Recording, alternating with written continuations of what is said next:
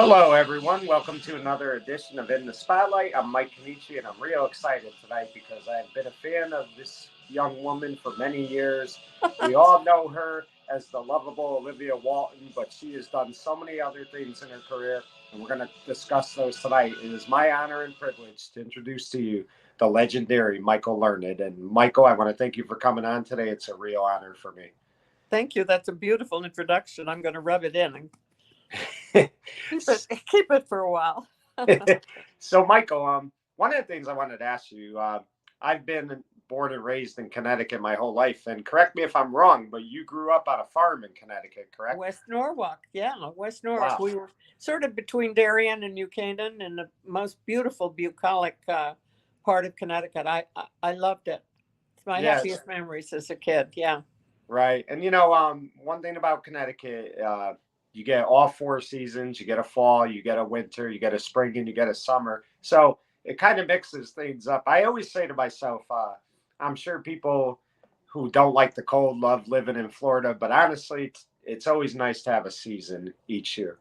You bet. The only time, I must say I appreciate living in LA in March, because that's about the time when you're really kind of sick of winter and you're ready for summer or spring. And, but I still remember the thrill of seeing the first forsythia blooming and then the daffodils come up and the tulips. And we had lilac bushes all the way around one half of we had a circular driveway, and all along one half of it were just lilac bushes, and the smell after a summer rain of the beautiful lilacs. It was a bucolic childhood. I was very blessed. I really was. Yeah, I agree completely. There was nothing like it. So let me ask you, Michael, because if I remember correctly, you didn't really gravitate towards acting as a young kid or even, in your teen years. It kind of happened, as time went on. So talk about that a little bit. Well, I was, when I was about 12 years old, I had what nowadays would be called a nervous breakdown, I guess. And I probably should have been on medication. Now they have all this wonderful medication. But at the time, they took me to a local doctor. We were living in a little village in Austria, beautiful little village.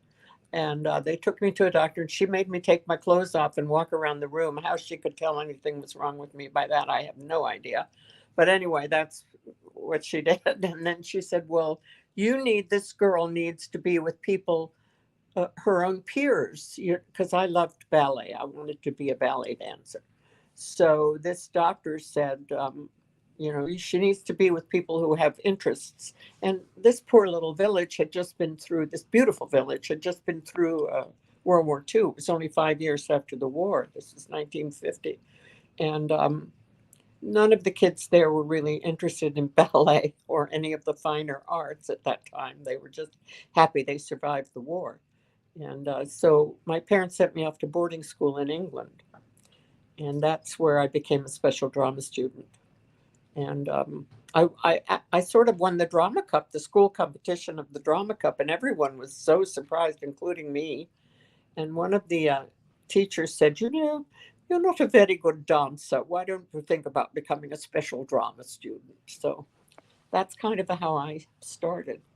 And grateful for it. And you went to the art educational school. It was called Tring, correct? Am I pronouncing that right? In Tring. Yes. It was in Tring, Hertfordshire, yeah.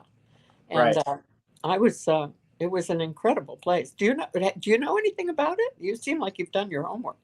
I mean, I read a little bit about it, and I know now they've kind of changed the name a little bit. They still call it Tring, but they've kind of added to it. But it sounds like to me quite a few people went to that school, which is says a lot about the school itself. I mean, it definitely has a lot of credibility. I think Julie Andrews went to the same school, maybe the London school. I went to the boarding school, and a couple of really good people. But I'm on the list of one of the ones who won the drama cup, purely by accident. I was playing a witch in Macbeth, and maybe it was just, maybe I just had a natural talent for being a witch. I don't know. But it was a surprise, and it did turn my life around, actually. Yeah. And let me ask you, Michael, did you feel like, I mean, it's always curious to me because they teach you how to act, they teach you how to do different things. But do you feel like it prepared you well for your acting career, or did that get better as time went on when you did more and more things? Yes, I think I was very blessed because I was, I was still not fully grown, really. I was still a kid. So I was doing wonderful breathing exercises and vocal exercises at a very early age so that it became a part of me. I didn't have to think about it. And I've done plays with actors who drink tea and honey and they gargle and they gurgle and they do their scales and they do all of that. And then they go out on stage and they talk like this because they didn't have the mechanical training that I had, or technical training is a better word, that I had as a kid, which literally became part of me. So I feel like I was really blessed. Here in this country, you usually maybe take a drama class in high school and then you don't really get serious about the work until you're in college. So I was lucky to be starting at an early age of 11. Right. And Michael, were the teachers, I mean, were they tough? I mean, because I've heard different things. There's been some actors I had on who told me that if you were even caught yawning, they'd throw you out of the place. I mean, were the teacher, I mean, I'm sure they were very instrumental in developing you as time went on, but were they tough at times as well? Yes, I had one teacher. Her name was Grace Matchett, and she was really tough.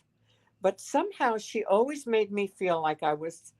She only ever yelled at me, but she always, even in her yelling at me, she always somehow made me feel that I was the most talented kid in the school. I don't know how, and not that I'm not saying that I was the most talented kid, but she made me feel that way, even though she was yelling at me all the time. It was like maybe I always felt that she knew I could do better, so I would try hard.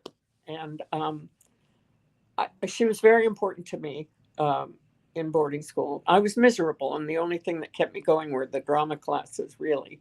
And she was a very important part of my teaching. Right.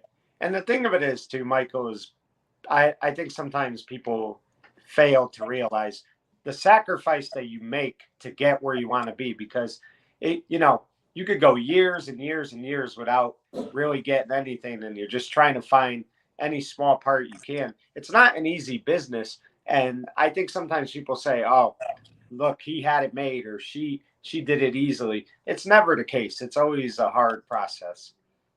You're absolutely right. And I did pay my dues. I went to barrels of auditions, which I loathe. For me, it's like getting my knee drained or something.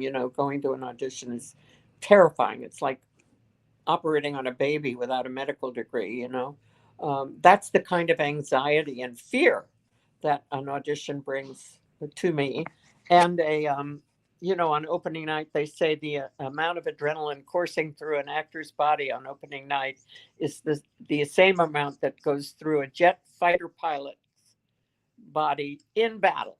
So, we live in a very, I don't know if there's a kick in that what we do is so dangerous, because it feels like the world is going to come to an end if you screw up on an opening night. And of course it won't, but it feels that way.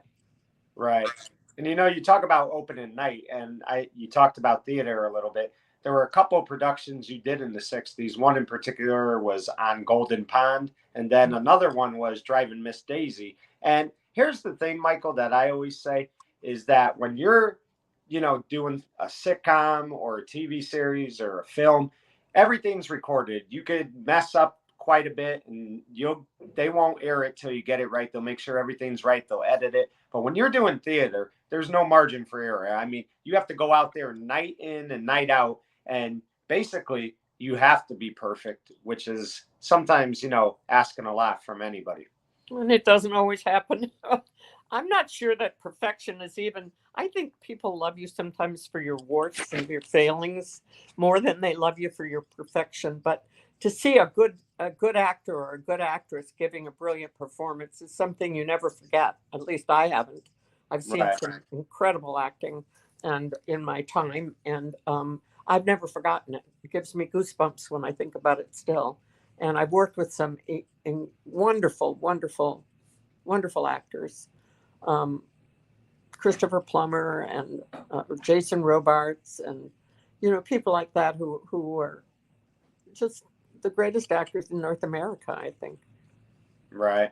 So talk about Driving Miss Daisy in particular, because you were the lead in that. How was it doing that? And I mean, again, I say this, Michael, how hard is it to get motivated to go out there every night? Because sometimes these could go on for 6 to 8 weeks and you're doing the same thing every night.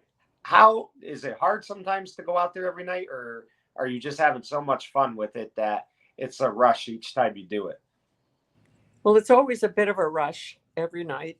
There's that a little bit of adrenaline. You hear the audience, and excuse me, I like to peek sometimes and see the audience, because otherwise they're like the enemy out there. And when I peek through the curtains, I think, no, they're just people here who want to enjoy a play with you and relax, So I try to familiarize myself with the people out in the audience, and then I forget them and try to get into the bubble of whatever the play is that I'm doing. And Driving Miss Daisy is one of my favorite plays. I have never, ever been tired of that part. I never, ever feel stale. It's always brand new for me every night.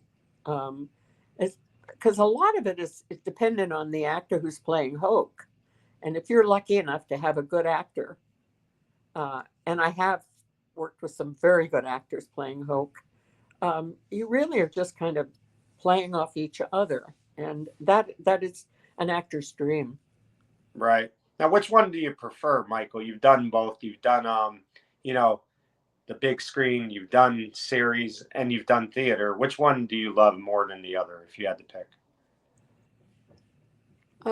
I prefer theater because I don't, there's something sacred about the interaction between an audience and an actor. I'm sure you've heard this 1,000 times, but there's a magic moment that sometimes happens when you're on stage, where you and the audience are in a little bubble of fantasy, if you will, but you're all in the same bubble. And I sometimes feel it in the quiet of the theater when there's nothing, nobody's coughing, nothing's rustling, and that they are with you 100%. And it makes the hair on the back of my neck stand up, really. Sometimes Right. I break out in goosebumps. It's such a magical moment, and you're in it, and yet your brain is always kind of aware that you're in the play, but your brain always somewhere is also watching what's going on. It's like you're in it, and yet you're also standing on the side and watching the play go along. So are you an actor as well? No. Okay. But I love, I'm a big TV history buff. I love that. So, I mean, I get, this stuff to me is like just, such a labor of love. Well, it's very nice. You make it very easy. So it's nice talking to you. You as well. So, Michael, let me ask you, I've asked many people this. I've had people like Don Most. He's always given me this answer. Christopher Knight, Karen Richmond. And they always give me the same answer, that they had to start out early on in commercials to kind of get their, feet wet. Did you do commercials early on as well? No, I didn't. Well, I auditioned for them, and I came close to getting some kind of a coffee commercial years ago. But I didn't really do commercials until the Waltons, Right. and I was a spokesperson for, I won't even tell you what for, but Right. I had a friend who called up and said, "I just saw your commercial." I'm sure if somebody types your name on YouTube, Well, they'll find it. But I'm not ashamed, but sometimes as an actor, the commercials are what keep you going, because they pay better money usually than doing something off Broadway, say, or even on Broadway, and you get a good commercial, and they said that'll keep you going for a year. Yeah, and the thing is too, commercials also give a person work, and you need work no matter what the case is. People think, oh, if he doesn't get this part or she doesn't get this part, they could try another one, and that may be true. But at the same time, you need some source of income as well. So if a commercial is going to get you some income, you know, you're going to do it. So, I mean, Absolutely. that's the thing. That's the most important thing I think about commercials is they're, you know, you're getting income somewhere. They do. They do. They keep you going, and I'm very grateful for the commercial that I did. Um, Although my friends thought it was funny, but they paid me well, and I was very grateful for it, and I wouldn't turn down another one. But you know, I'd rather be doing something in the theater for nothing. I don't care. There's something so magical about doing good work, good good playwright with good actors, fellow actors, and where the play is the thing, and it's not about individual. We were just talking downstairs. I'm Peter McNichols, who is in Ally McBeal, is it, and uh, also Chicago, LA, or something. He's done a lot of work, and we were just talking about the what it's like to be on stage with a really, really good actor, and what it's like to be on stage with somebody who doesn't know what the hell they're doing, and you're kind of you're kind of trying to carry the carry the play with someone who's really doesn't understand the theater as opposed to television or film. Two totally different mediums. They really are. You use a different part of yourself for film than you do for stage work. Right. And, you know, you talk about good work and, you know, let's get to the Waltons. And one of the things I wanted to ask you, Michael, before I ask you how you got the audition, um, you, if I remember correctly, you and Ralph looked at this and said, we might get 3 episodes out of this. You did not think early on that this was going to be a success. So it's funny how things work out sometimes because, you know, several years later, you're a 3-time Emmy winner. You've gotten a million Emmy and Golden Globe nominations. But it's funny how when you just look at something sometimes and maybe you don't see it right away. That's why I always say, and I say this with networks as well, they got to be a little more patient because it takes a year for sometimes for these series to really get momentum. And the Waltons, I'll tell you what, Michael, to this day, and since when I was a little kid, my parents every night joking around, "Good night, John Boy." You know, it became. I really believe that the Waltons are the reason that so many families, when the lights were off at night, they would say goodnight to each other before they went to bed. So, talk about how that audition came about.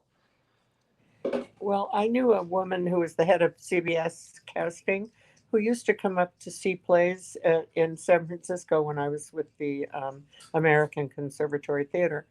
And she liked my work. And when the Waltons came up, my agent wanted me to audition. And I said, I'm not 40 years old. I had short blonde hair and I was 32, and they were looking for a woman in her 40s with long red hair. And I said, I'm not right for this. And Ethel Wynant, God bless her, she kind of pushed it, and my agent pushed it. So I did do a screen test, which I thought afterwards, when I got the role, I thought I must have been brilliant or something in the screen test because I sure didn't think so. And then I saw it, and of course, I wasn't brilliant at all. What happened was this woman, Ethel Wynant, had real faith in me because she had seen my work at ACT. And she apparently, I learned later, years after she was already had passed, someone said she wrestled Fred Silverman to the ground over you because he didn't think I was right for the part. And he was right. I wasn't what they were looking for. But she had seen my work in San Francisco, and she just kept after him until finally I was signed to play this part. And I didn't really want to do it. I wanted to go on tour with Private Lives, which is something I was supposed to do. And but it turned my life around. It was I say now God's hand was on my shoulder because I was a pretty much of a wreck when I got the part, and it changed my life. Yeah, and you know, it changed so many other lives too, Michael, as I mentioned earlier, because I am telling you, like to this day, I mean, this show is still shown somewhere in the world every day. And so many people, especially my parents' generation, they just love this show. I mean, they, no matter how many times, if you turned on TV Land or Me TV, whatever it was on, my father would have it on. He loved it. My mother, the same thing. And it became a thing where, like I said, good night, John Boy, good night, Michael, whoever it is.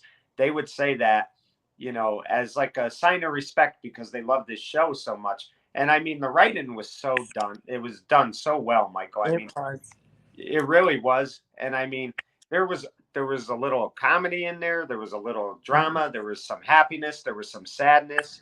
It was the type of show, in my opinion, that taught you about life as a family. That's how I kind of viewed it.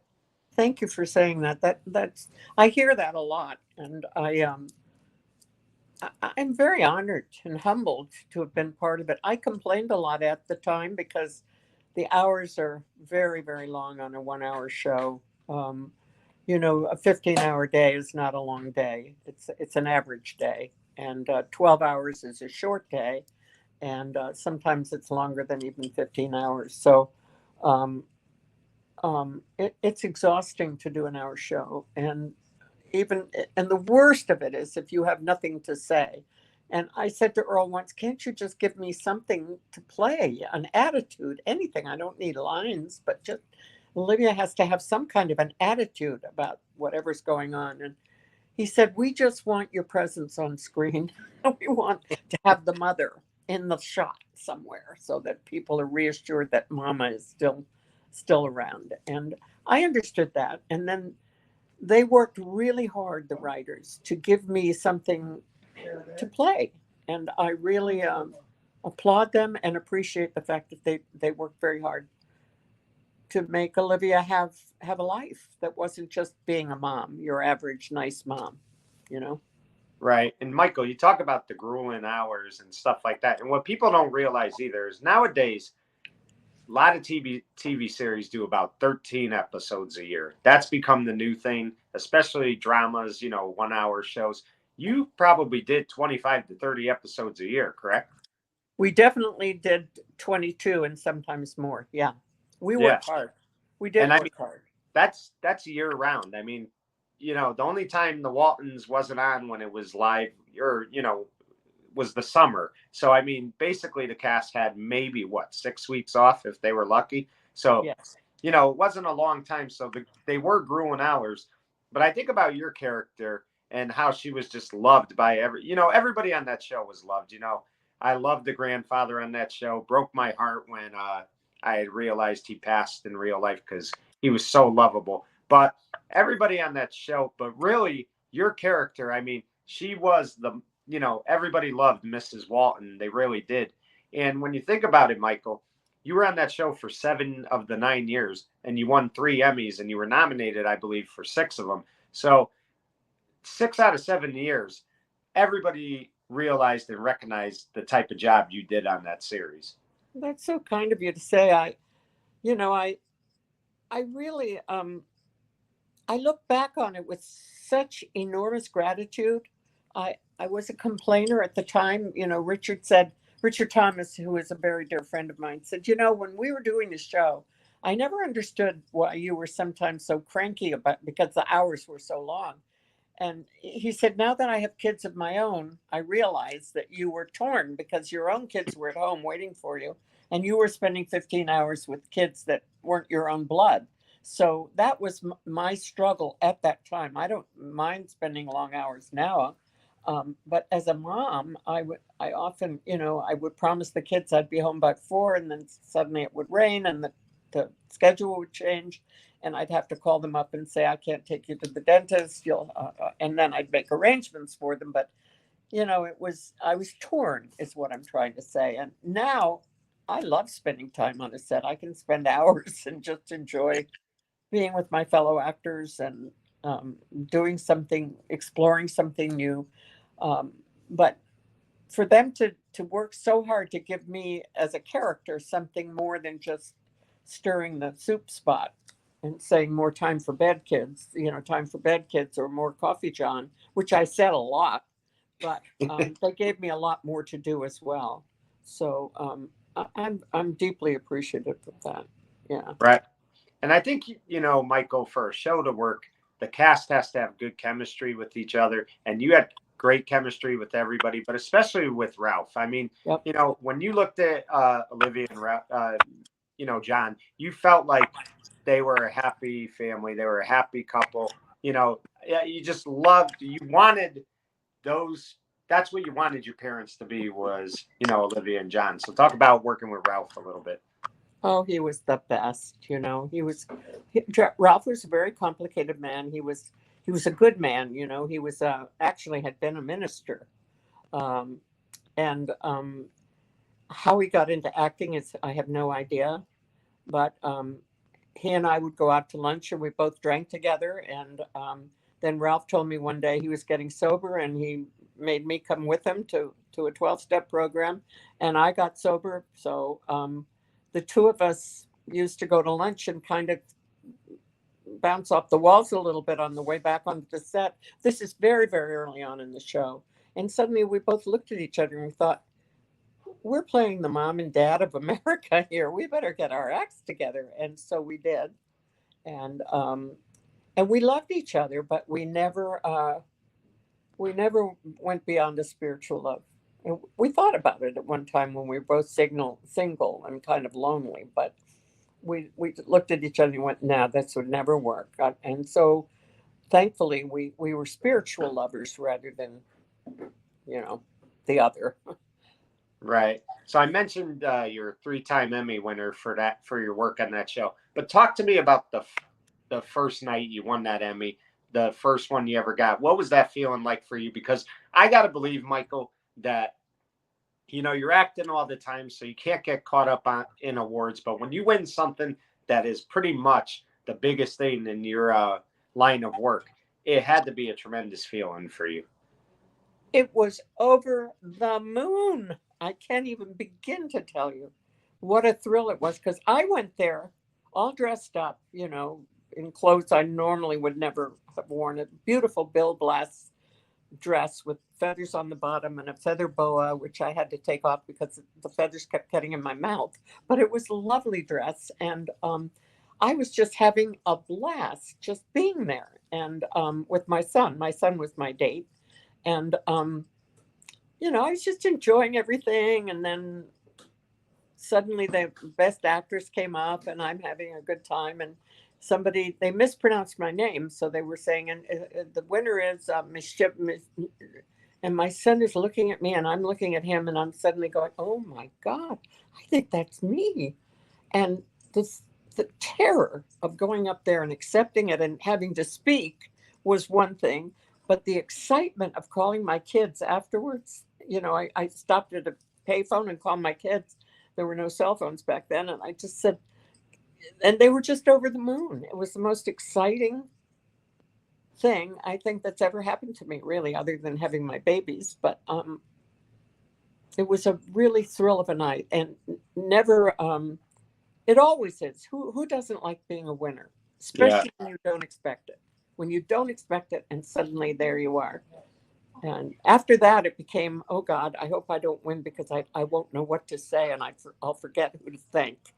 You know, back then you didn't have to thank every crew member or every producer or everybody. You just got up and said, thank you very much and God bless, and sat down again. But now it's like a list of people you have to thank. And I would never be able to remember them all without writing it down, I guess, because there's so many people that come together to bring a story to life. It's not just the actors. There's just the crew and the writers and the producers even who have a vision, you know. And Right. And that was a great TV moment. It really was. It was so special to see. And I know you weren't the biggest fan of working on this show, but you won another Emmy for your work on Nurse. And, you know, again, that show only lasted, I want to say, a year or 2 years. But to win an Emmy in another TV series, I mean, you got to be proud for the simple fact that, Michael, that no matter what type of work you did, your acting was being recognized because you're playing a whole different part and you win another Emmy. That had to be a great feeling, even though I know your time on that show wasn't that enjoyable. It was difficult because the producer who since has produced many wonderful things, he's now no longer with us, but his name was Robert Halmy, and He actually was in the Hungarian resistance during the Second World War, and he and my father were spy buddies. My father being on the American side, obviously, and he was on the Hungarian resistance side. And they knew each other in Europe, which is the strangest thing. I'm wondering if that's partly why he brought the project to me of Nurse. But Robert had not produced anything before, and we were working long, harrowing hours in New York hospital with cockroaches on the wall, and there was nothing glamorous. We were in a hospital room. I had my own room with a kind of Salvation Army couch and a coffee table, and 19-hour days. It would kill anybody. Robert, who played my fellow actor, I guess. He decorated his own room. He somehow painted it and made his little hospital room into a lovely little suite almost. But I have no talents in that direction, so I was just stuck in a hospital room with cockroaches on the wall. Right. Suddenly blanking on his last name. I feel terrible. Robert. He was in All in the Family. Not All in the Family. He was in. And never mind, I'm blanking, period. I guess I'm hungry. Forget it. Right. Yep. I'm ready for the home, but never mind. Right. Michael, another show that I was a big fan of, and you guest starred on it for a 2-part episode, and it was a great episode, was season 3 of St. Elsewhere. And I love that show. And, you played the sister on that show, and you had to make a difficult decision because your character doesn't want to see her fellow sister suffer. She wants to pull the plug, and she argues with Dr. Westfall, who tells her she doesn't have the right to interfere with somebody's life. But it was such a great 2-part episode. It was well written. Just talk about that 2-part episode you did on that series. God, that was so long ago. I don't even remember. I mean, I remember being on it, and I remember it was a pleasant experience, but I don't remember the character. I don't remember. It sounds like it was a lovely character. Yeah, you played a great part. Yeah, I've been lucky to have nice characters thrown my way, and now I'm getting to play interesting ones. Right. And I mean, and we lost Michael for a second. Hopefully we get her back. But folks, this is why I wanted to have her on, because she's so good at what she. Yep, there you are. Yep, there you are. Yep.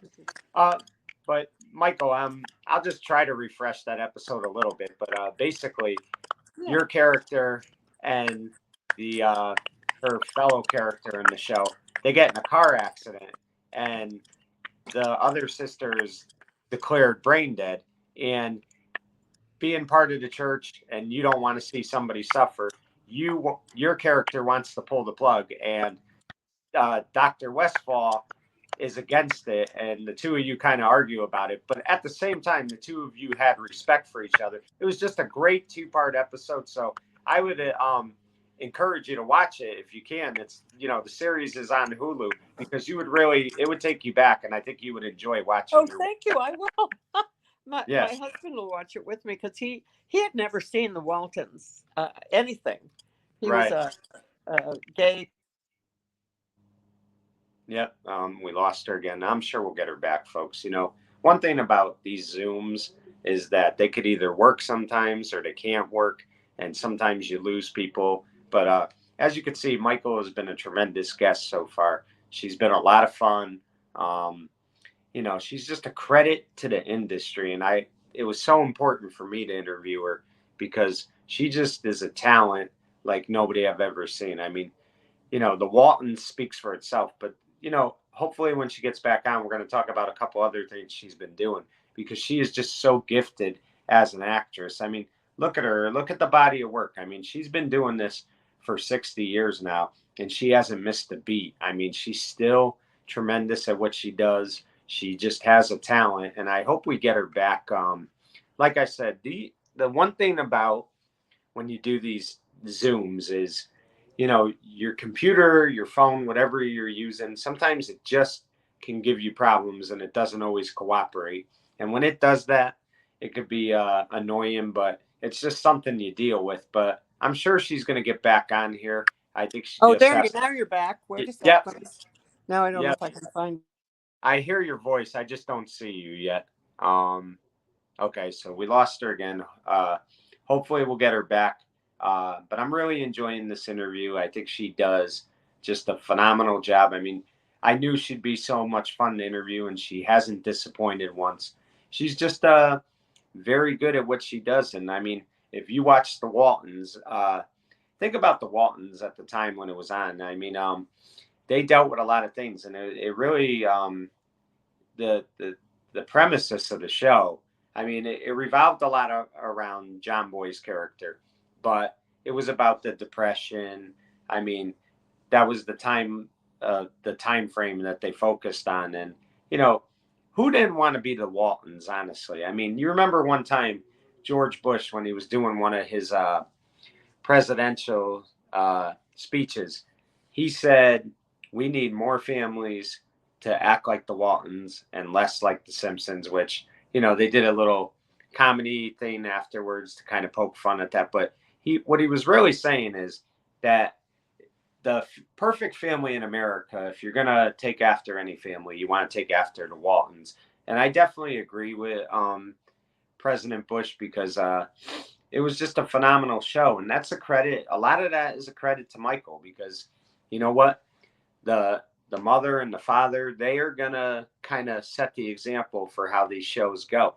If people, you know, right away take to the characters of the parents, the show is going to do really well. I mean, you saw it with, you know, what's another show I could think of to kind of compare it to? Well, I mean, you saw it with, I don't know how many people have seen this show because it was out in the late 50s, early 60s, Believe It to Beaver. I mean, Ward and June Cleaver, they were like the typical mother and father. I mean, they were what you wanted parents in you know, everyday life to be. I mean, they really were. And it was no different with you know, Michael and Ralph. They were just tremendous character parents for this show. I mean, that's why the show worked. And you know, I don't know if we're going to get Michael back on. I'm sure she's trying to get back on. Hopefully we will because and we have Michael back. I think we I'm have back. her back. Yeah. Yep.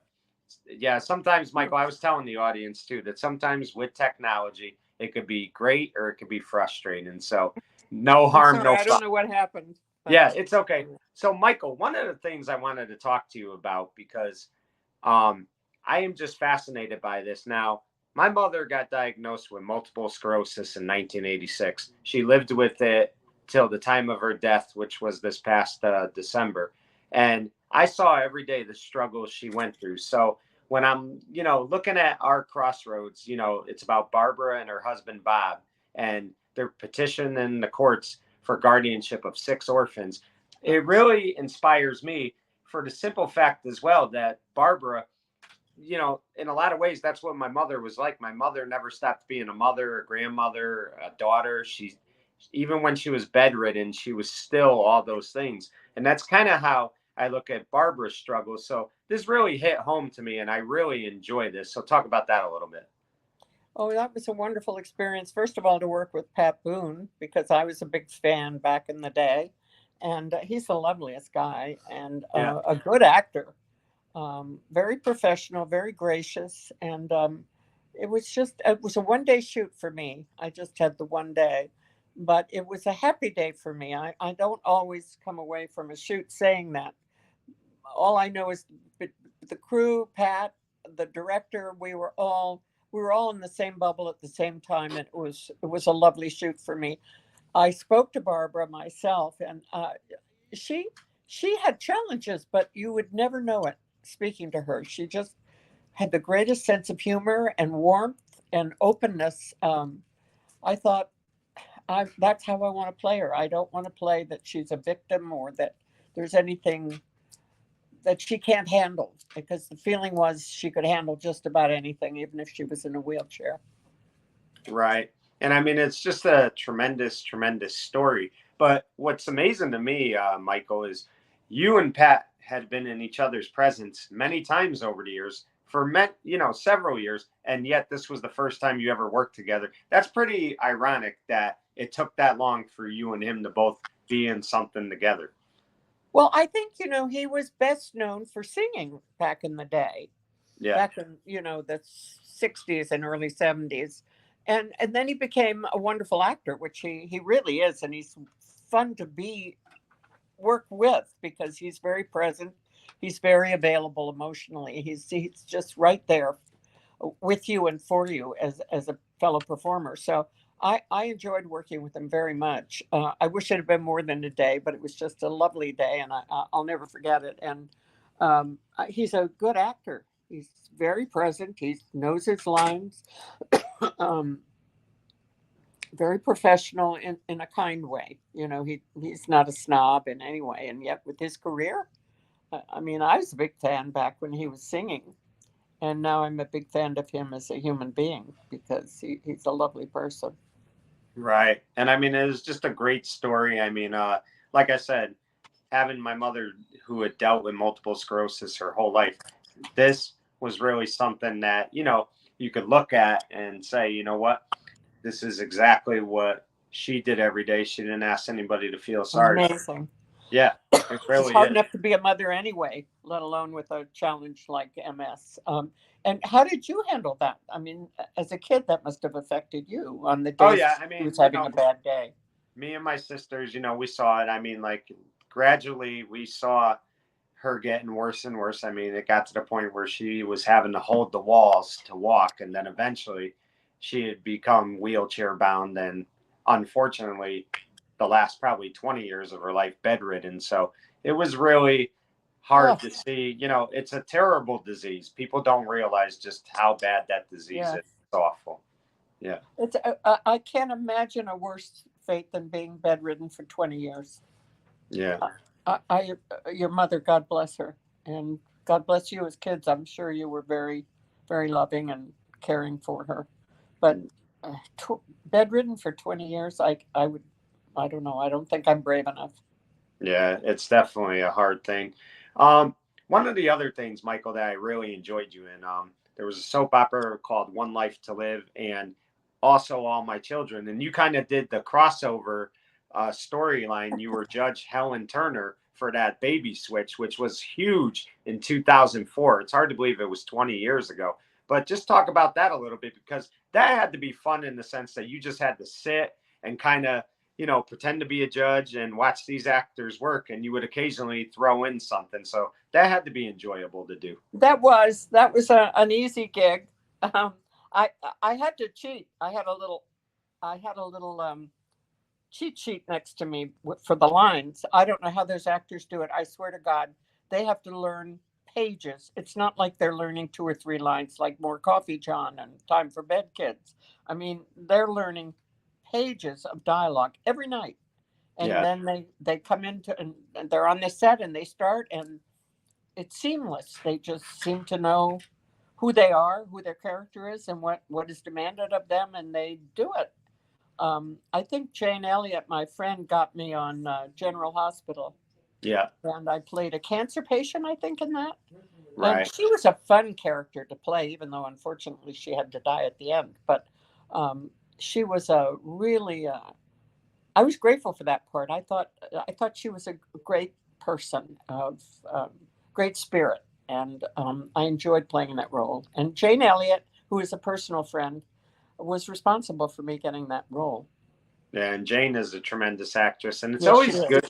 It's always nice, Michael, when you see, longtime actors who did TV series, did films, and then they go out and do soap operas for a little bit, because you get to see them.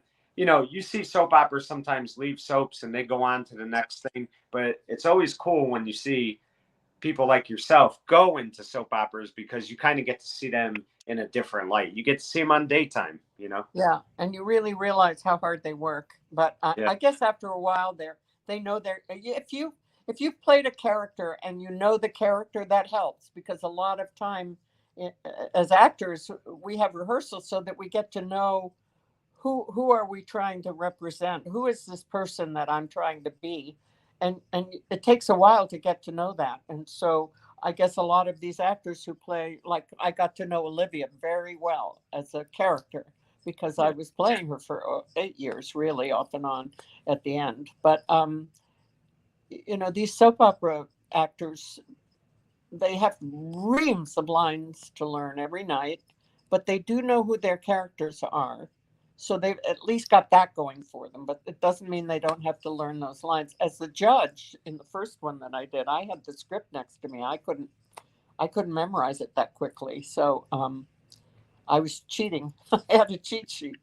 But for the one that I did with Jane Elliott, that was a fun part. I enjoyed her. I enjoyed that character very much. Right. Most recently, Michael, you've been a part of a very challenging documentary. In a lot of ways, it's a documentary, the Jeffrey Dahmer story, and you played Jeffrey's grandmother. Just talk about that a little bit, because that was a very controversial. I wouldn't say controversial, but it's a tough thing to play, because knowing the history that revolves around somebody like that guy. Well, I did a lot of research trying to find out who she was, and there's very little about her. There are home movies where she's carrying her cat or a dog, where she obviously liked animals, but that was about all I could get about her. But I learned an awful lot about him, and it was chilling, really, to see him talk about killing. It was as if he was trying to figure it out himself. It was like he was saying, I don't know why I went out and bought ginger ale instead of Coca-Cola when I really like Coca-Cola better. It was that's the way he talked about it. He said it must have been, maybe it was something to do with part of my brain or something. And you're thinking, really? You think some part of your brain was off? So that part for me was chilling, because he was so removed from the horrible things that he did. Yeah. That, you could be sitting next to somebody and you would never guess for a minute. I mean, he was a nice looking guy. Who would guess that he was a serial killer who cannibalized his victims and ate them? He fried them and ate pieces of them and kept parts of them. I mean, he was a grotesque monster. But I got to play his grandma, and I didn't have scenes that involved her knowing what he was doing. Yeah.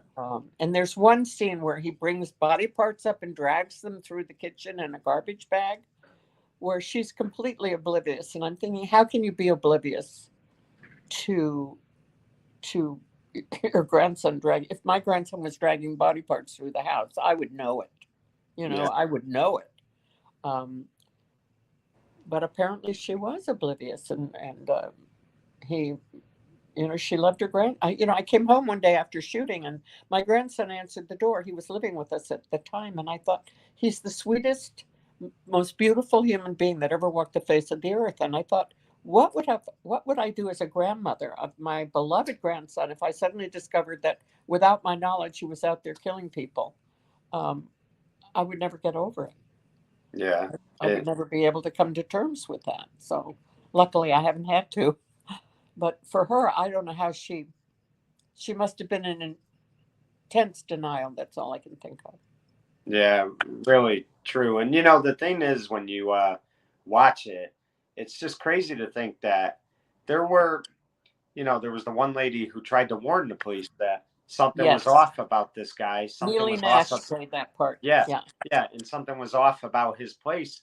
And it was like they didn't take it serious enough in the beginning. I mean, it's crazy to think that. I mean, you just see these things that you're like, wow, how did this go on as long as it did? Well, that must have been, I mean, that's like something we dream at night, a nightmare where somebody's trying to kill us, or something terrible is happening and we're trying to get the police to come and they won't come. Yeah. That is a nightmare that she must have gone through, because they were questioning her. They didn't immediately rush to her side and support her. They were doubting her, what she was. Her suspicions were accurate, but they weren't going along with her. And That must have been awful. I remember once a woman, when I was doing a show in Canada years ago, I was very young, but there was a woman lying on the sidewalk outside, and it was night, and she was lying on a sidewalk, and I couldn't tell we didn't know if she was still alive. Everybody's walking around wondering this and maybe that, and nobody was doing anything. So I ran inside to the house and I called what the equivalent of 911 in Canada. And I got this person on the line and I said, there's a woman lying on the sidewalk, and I gave the address and everything. And she said, how old are you? And I said, I'm 18. And she said, well, I don't listen to 18-year-olds. Yeah. And it was a nightmare. She didn't believe that this was really happening. And it turns out the woman was indeed dead. And they finally came and, did something about it. But she wouldn't take the call from me. So can you imagine what that must have been like for